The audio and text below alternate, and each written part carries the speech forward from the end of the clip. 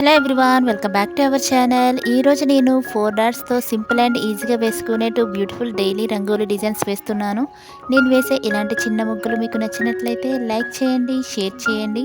మీలో ఎవరైనా first time నా వీడియో చూస్తున్నట్లయితే సబ్స్క్రైబ్ చేయడం అస్సలు మర్చిపోకండి ఫ్రెండ్స్.